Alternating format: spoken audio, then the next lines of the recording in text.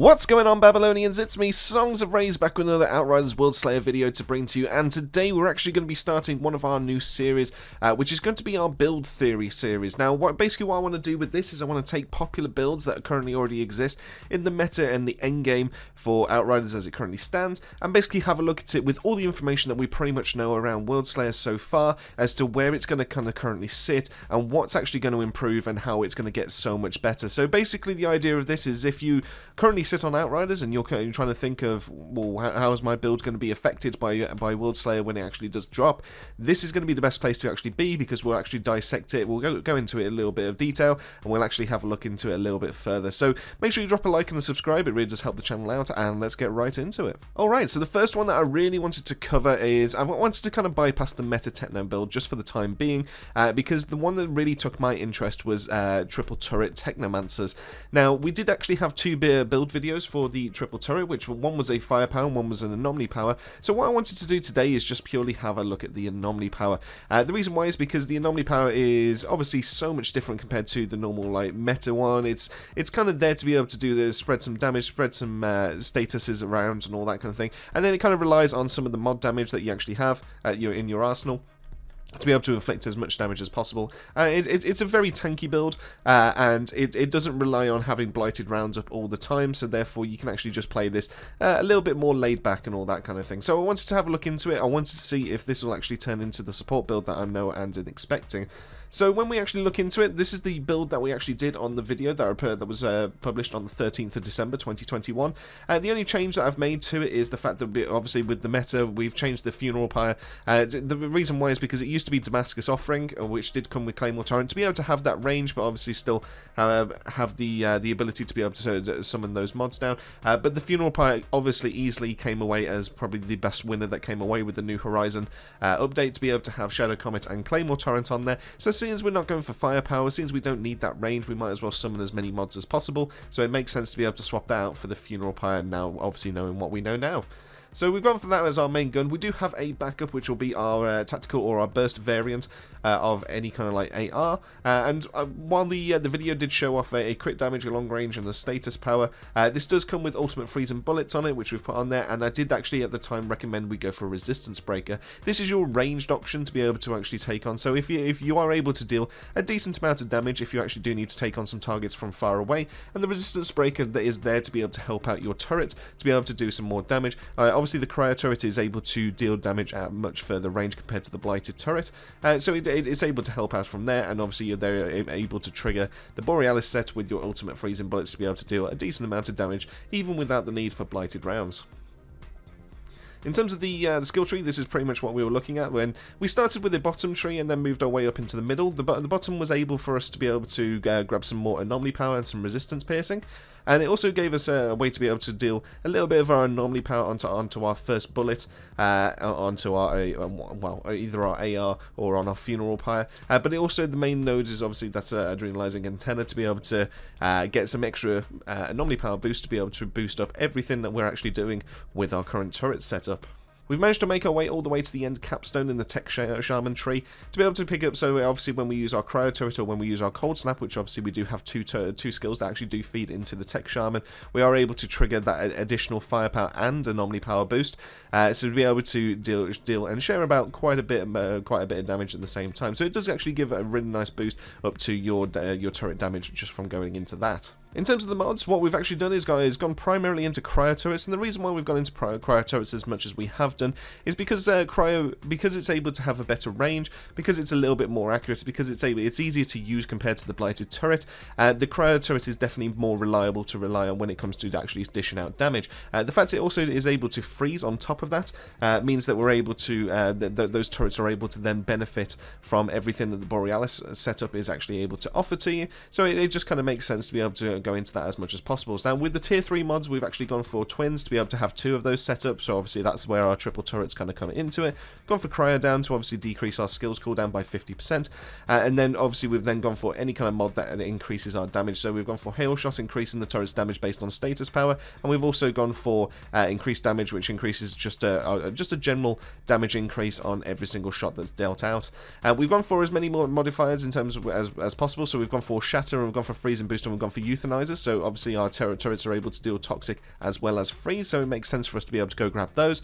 And then lastly, we've gone for 2 mods that are able to affect our cold snap, so Icicle Storm to be able to, when we actually do kill an enemy that's been frozen by it, is able to do a cascade, so obviously it's a really nice effect to be able to do that.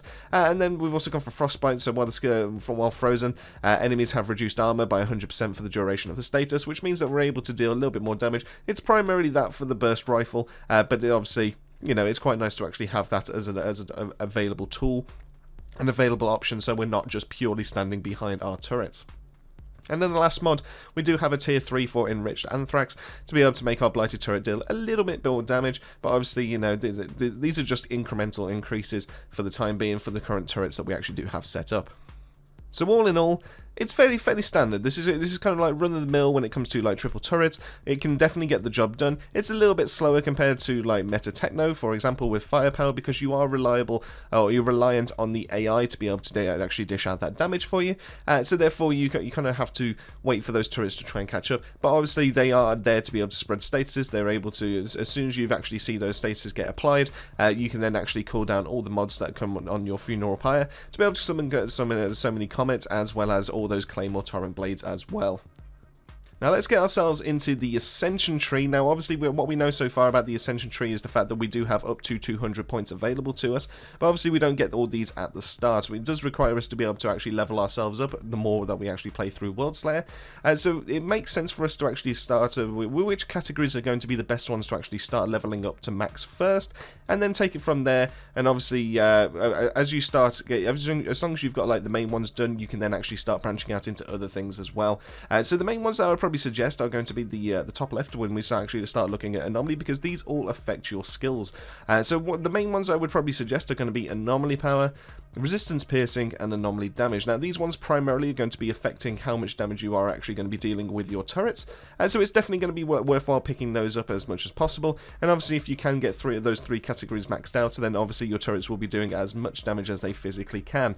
And when we actually look into what else you could potentially actually do, the only other one I would really suggest in terms of like helping you out skill wise would be cooldown reduction, which you can find in the bottom right.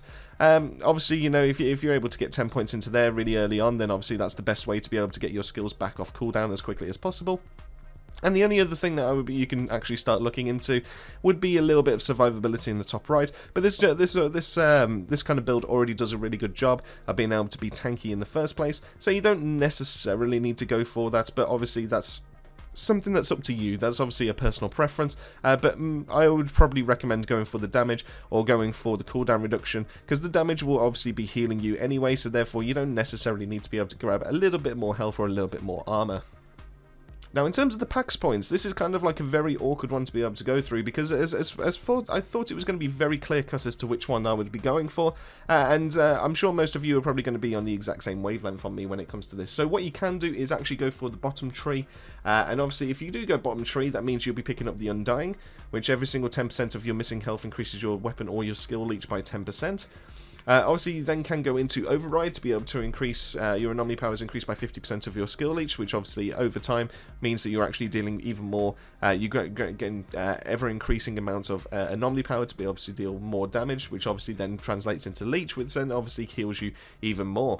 Obviously, then from there you go into Apothecary to be able to pulse for every 5 seconds, healing all players within a 20-meter radius for 5% of damage that you've done between each pulse. And then primarily, if you're going for triple turrets, it kind of makes sense to be able to go for top tree, which means that you're going to be grabbing Purification Protocol to be able to remove up to 5 negative statuses from you and your allies when your turrets actually pulse. And then you've also got Lead Seeker, when your turrets pulse for 20-meter radius, replenishing 25% of ammo and granting 25% increased damage for 5 seconds for you and your allies. Now, because this doesn't mention weapon damage, this means that there's a very good chance that it's actually going to affect our mod damage as well, which means that our Shadow Comets as well as our Claymore Torrents are actually going to hit even more, like just harder and just in general. What you can also do is potentially go for the middle tree, because obviously that healing, if you do go for biosync, it sounds like we're actually going to be getting a overheal mechanic, which means that, well, obviously when we actually do get that, it means that we're going to get more health regen, and also with the capstone, that also means that we have to be able to hit crit shots to be able to heal nearby allies. But if we do actually get overheal from the previous node, the player that also receives it gets 20% increased damage for 5 seconds, and that also doesn't mention weapon damage, which means that our mods should technically actually do more there as well. So you can go for one of those two, I think. But what's interesting to me, and this is after actually going back through it a little bit more, is that you can actually go for top tree. Now, you're going to have to bear with me on this one. So if you go for initial strikes, activating skills increases anomaly power or firepower by 15% for 5 seconds. So obviously, just throwing out a turret means that you're actually going to get even more anomaly power on top of that, just for purely having that there. What you can do then is actually go for lethal devices, where your ordnance and gadget skills inflict toxic to enemies that have been hit and deal an additional 10% of anomaly power as damage if toxic was refreshed. So obviously your turrets, or your cryo turrets especially, but your cold snap as well, if you are actually using cryo turrets, they will actually inflict toxic as well as freeze, which means they benefit from both shatter as well as euthanizer. And then on top of that, if they actually do refresh that toxic while they've actually already applied it on, because they do actually fire quite quickly, they will deal an additional 10% of your anomaly power as damage. So you're actually stacking up even more damage on top of your cryo turrets, as well as cold snap. And cold snap's going to obviously be a really nice way to be able to actually spread those statuses quite nicely around all the player. So you can actually go for that, which I think is quite cool. And obviously you can actually go for 2 points into this and then 3 points in the bottom tree. But if you actually do carry on, so you can go for painkiller, which obviously damaging an enemy just grants you additional health regen, so that just makes you even more tanky. And what you can do is actually go for the top tree, which I thought is just going to primarily be for firepower technomancers, but there's a little bit of wording on here. So if you actually go for permanence, inflicting toxic on an enemy has a 100% chance to inflict an additional random status, which obviously lethal devices is going to be doing for us. And then dissection, you deal 10% more damage to enemies for every status that's been inflicted on them. So your cryo turrets are going to be consistently refreshing toxic. They're going to be applying your anomaly power as damage to every single enemy that they're currently hitting. They're going to be applying more statuses on top of that. And then to really just cap it all off, because this doesn't say weapon damage, we're actually going to be dealing 10% more damage for every single status that cryo turret is going to be applied. So basically this cryo turret is going to start ramping itself up, increasing more damage the more it focuses on one enemy. So it will start by just inflicting freeze and toxic, and then the additional shots after that will then start stacking up, refreshing toxic, dealing damage, but also then applying more statuses to then increase the amount of damage that we're actually doing. And that 10% more damage could actually apply to our anomaly power boost that we're going to be getting from lethal devices, so that additional damage will actually get thrown back into that, and that actually could be a really nice way to be actually stacking up so much damage with these turrets. So we could actually see some really lethal turret designs right now. Now obviously which tree you choose is going to be completely up to you. Now you can actually go for the support one, which obviously provides kind of damage and healing to you and your teammates if you do go bottom tree, but the top tree does seem a bit more, if you are a solo player and you are actually planning to use a Triple Turret Techno, then I would probably recommend going that route that I've just outlined right there. So it kind of depends on obviously what scenario you're going to be sitting in, and it's really nice that we're actually able to reset our Pax Trees, and it doesn't affect the rest of our build. We can just purely go into it anytime we want, and obviously if someone else tries to join our game, we can actually just swap it from a top tree all the way over to a bottom tree, and then vice versa when we actually swap back. So I do think that's a really nice touch, but obviously this is purely with everything that we currently have in the game. Now we are aware that obviously there are plenty of new legendaries that are going to be heading our way, which means that it's a fair assumption to say that we're going to be seeing a lot more mods coming our way. Now obviously we don't have the details around those, so it's really unfair to be able to obviously try and even predict what that's actually going to do for our turret build, but rest assured I'm sure there's going to be something that's going to be coming our way for every single one of the skills that we actually do have in Outriders. So it's only fair to imagine that actually we are going to see something coming our way for the turret build, and I for one am really excited, considering that this top tree Technomancer for the Pax tree can actually happen. Now I just wanted to wrap it up with my final thoughts on as to how this kind of works with the Triple Turret Techno. Is this actually going to become meta? Is this actually going to be something that's going to really take firepower Technomancers off the charts or anything like that, and I don't think it is, but obviously this is completely very kind of like relies on what new mods we're actually going to be seeing, what we're actually going to be able to get, and obviously what numbers that's actually going to bring to us as well. I do think that it's actually viable, and I do think it's going to get a nice, really nice boost to actually start running a triple turret as a Technomancer if you are going to be playing co-op. Now it's going to be yet to be seen as to how it's going to work when you actually do play solo, but I can't imagine it's going to be any worse than how it currently is, and currently it is a very decent and very viable build to actually run through CT15s by itself. So 100%, I do think that if you can look out for all the mods, if you can actually start gearing yourself up ready for something like this, I would highly recommend that you actually do so. But for the time being, just know that if you are a co-op player, then this is going to be a really nice build to be able to actually use. You're going to actually get a lot of support, you're going to get a massive buff in being able to help out other teammates, other allies, when it comes to actually doing some of the endgame stuff. But when it comes to solo play, you're not going to see too much, apart from just seeing some extra damage numbers heading your way.